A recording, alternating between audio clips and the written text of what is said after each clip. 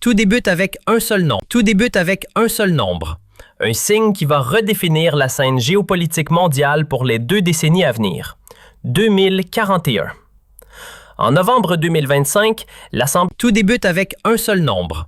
Un signe qui va redéfinir la scène géopolitique mondiale pour les 2 décennies à venir. 2041.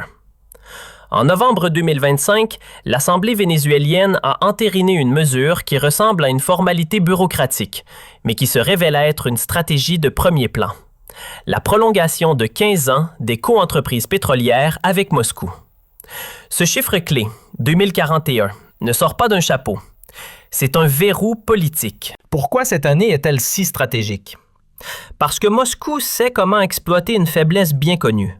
Le cycle changeant de la diplomatie américaine. À Washington, chaque administration dure 4 ou 8 ans, s'en va à l'issue d'élections et puis revient sous une nouvelle forme. Durcissant, relâchant, retournant, un mouvement de balancier sans fin. L'horizon de 2041 casse cette mécanique. Pour Vladimir Poutine et Nicolás Maduro, l'objectif n'est pas simplement d'étendre un contrat. Ils veulent verrouiller une réalité tellement dense, tellement enracinée, tellement coûteuse à renverser qu'elle survivra aux prochaines vagues électorales à la Maison-Blanche. Imaginez une administration arrivée au pouvoir en 2032 ou même en 2036. Elle héritera d'une infrastructure en pleine activité depuis une décennie, avec des milliards engagés et des protections juridiques blindées. Essayer de renverser cette mécanique serait une bombe politique et économique prête à exploser. Le génie de Sepakor est là. Il ne cherche pas à négocier avec la prochaine administration américaine. Il cherche à la rendre impuissante en figeant le terrain pour les 16 prochaines années. Maintenant, regardons les chiffres. Pour verrouiller ce pays, combien la Russie met-elle sur la table? Le montant total annoncé pour cette prolongation est de 616 millions de dollars. À l'échelle de la géopolitique, c'est une somme dérisoire. C'est l'équivalent de quelques heures de dépenses du Pentagone et c'est précisément ce qui est fascinant. Pour un ticket d'entrée aussi faible, Moscou ne cherche pas seulement à acheter du baril. Moscou cherche à s'installer chez le propriétaire. Concrètement, le texte prolonge l'exploitation des champs de Boquerón et de Pej dans l'ouest du Venezuela. L'objectif affiché est d'extraire environ 91 millions de barils. C'est 616 millions servant à remettre en état la machine productive. Mais l'essentiel est ailleurs.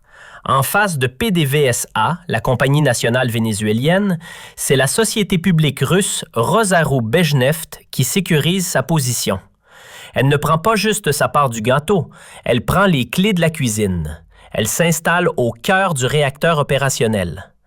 Pour PDVSA, déjà asphyxié par les sanctions, cela change tout. L'entreprise vénézuélienne se trouve enfermée dans une dépendance technique absolue.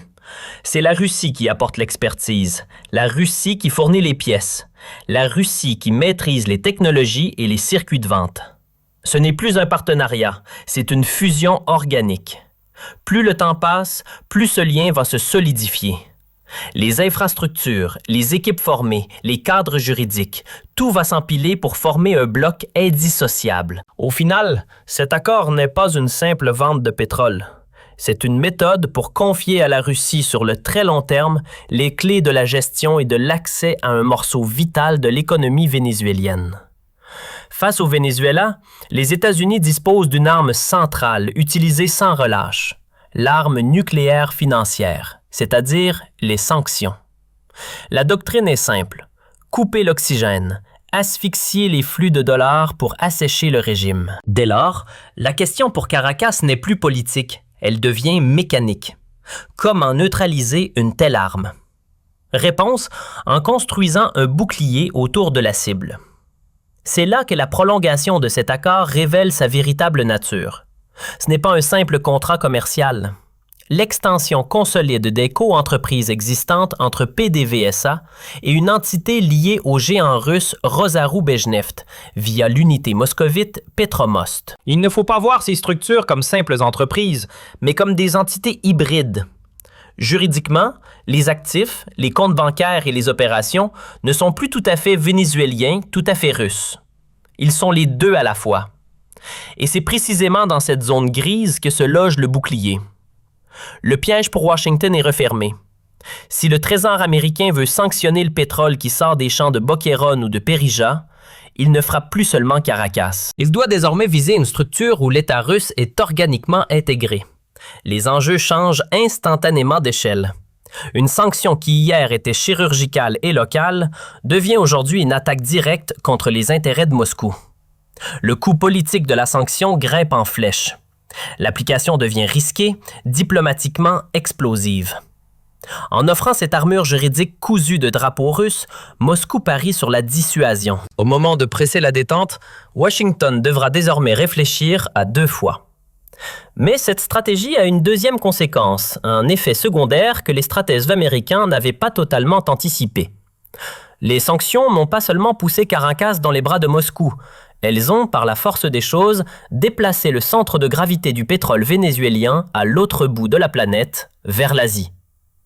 Le mécanisme économique est brutal. En frappant simultanément plusieurs grands producteurs, Russie, Iran, Venezuela, les sanctions ont créé un marché parallèle, celui du pétrole sous embargo.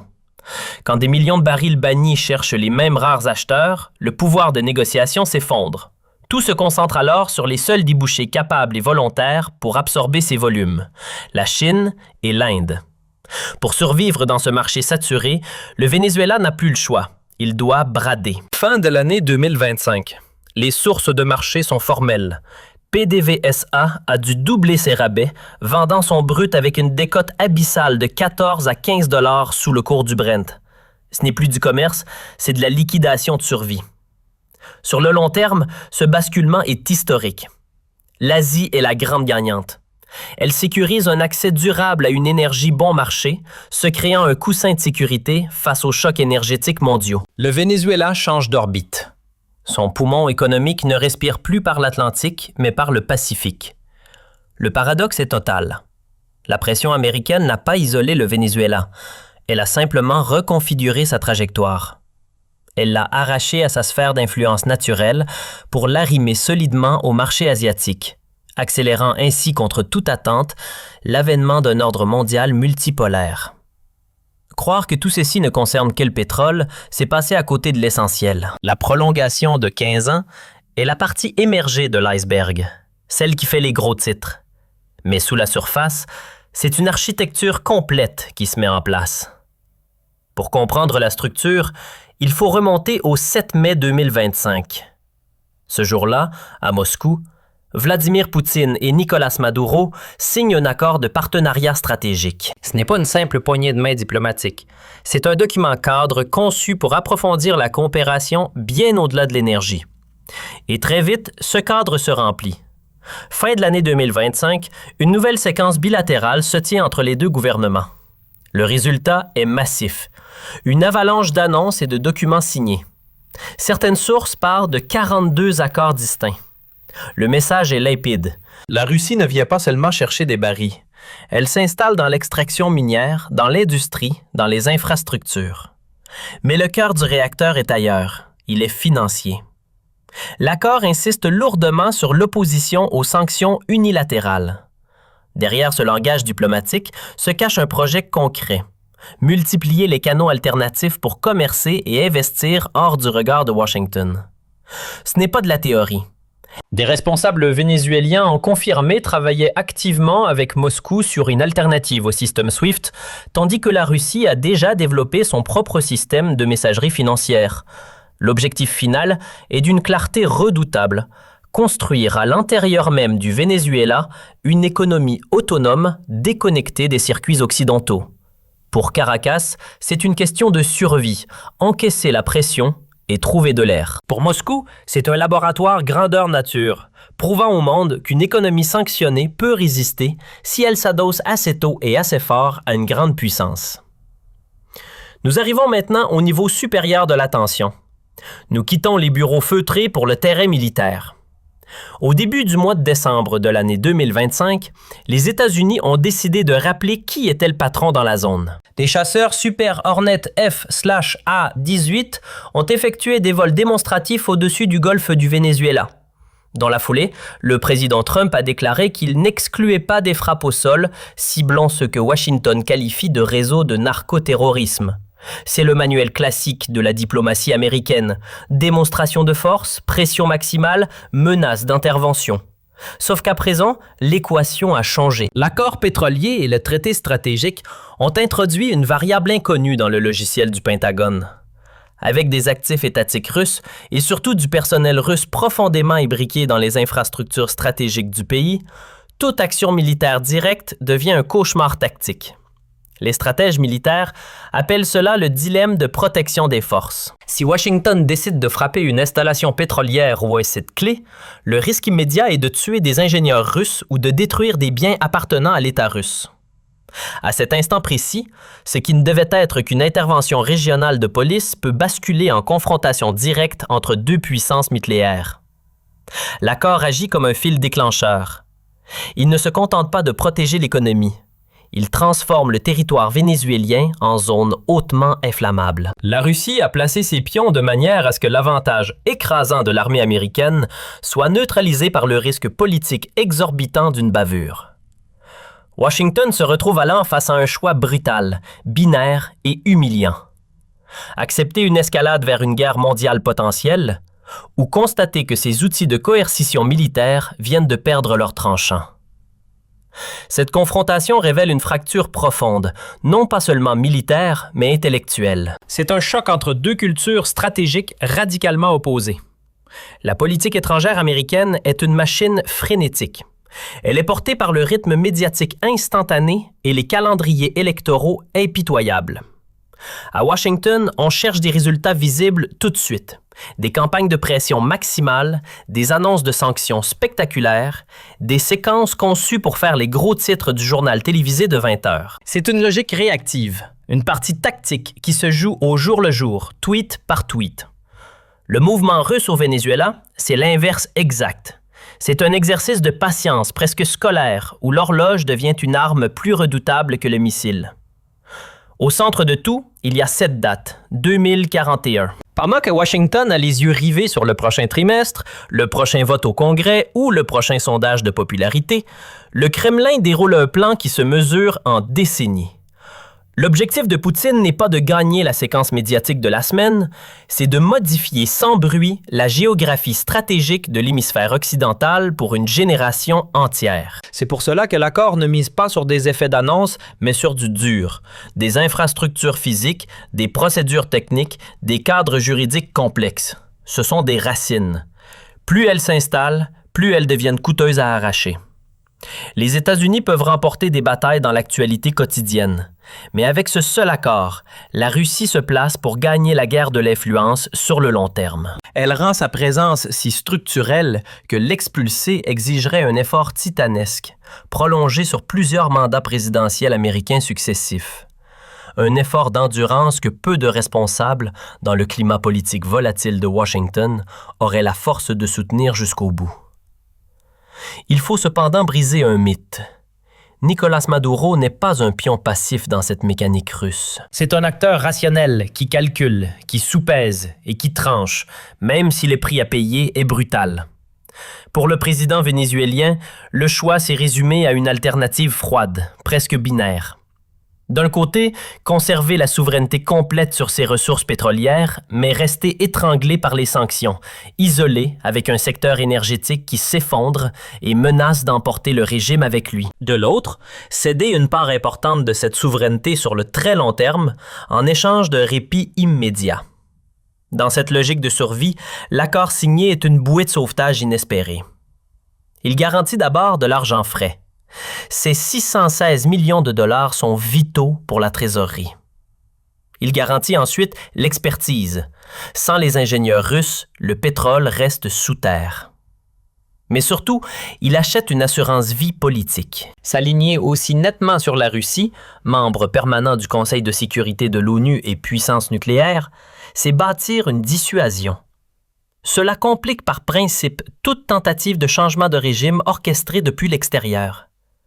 La transaction est limpide, presque faustienne. Maduro échange une part du contrôle sur la richesse de demain, le trésor futur, des réserves pétrolières jusqu'en 2041, contre ce dont il a besoin aujourd'hui pour ne pas tomber, du cash, de la technique et un parrain puissant. C'est un mouvement de détresse, sans aucun doute. Mais, du point de vue du régime, c'est l'acte ultime d'autoconservation. L'accord entre la Russie et le Venezuela dépasse largement le cadre d'une simple relation bilatérale. Il faut le voir pour ce qu'il est réellement.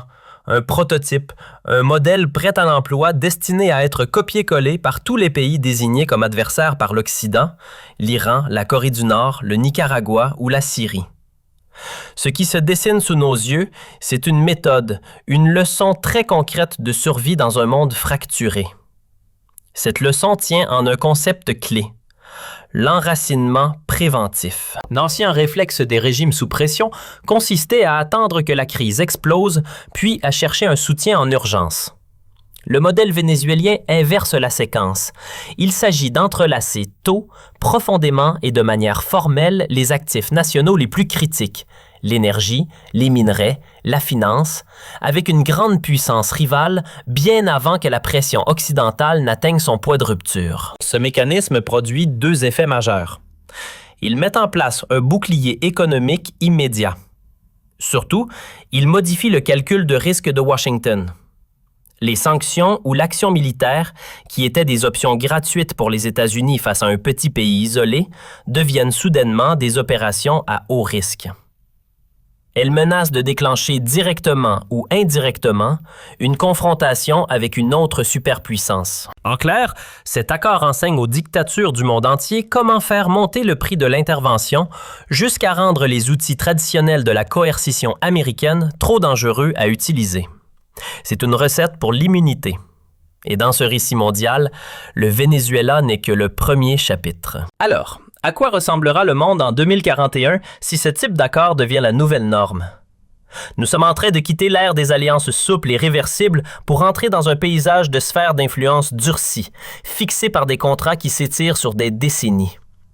L'accord vénézuélien en est l'exemple frontal. Il trace une ligne indélébile sur la carte et décrète que jusqu'en 2041, le cœur économique de ce pays restera arrimé à l'orbite de Moscou, quoi qu'il arrive à Washington. La conséquence? Un monde moins flexible, plus prévisible, mais infiniment plus fragmenté. La puissance ne se mesurera plus seulement à la taille de votre armée aujourd'hui. Elle se mesurera à votre capacité à avoir signé hier les contrats les plus contraignants, ceux qui figent la réalité pour 30 ans. Et quand 2041 arrivera finalement, ce ne sera pas seulement une date sur un papier jauni. Entre-temps, une génération entière d'ingénieurs, de banquiers et de hauts responsables vénézuéliens aura été formée sur des technologies russes, avec des méthodes russes, dans des écoles russes. C'est ainsi que l'influence devient durable, organique, presque irréversible. Le grand jeu du 21e siècle ne consiste plus uniquement à gagner des batailles militaires. Il consiste à écrire les règles et surtout les calendriers qui déterminent l'accès aux ressources vitales. La carte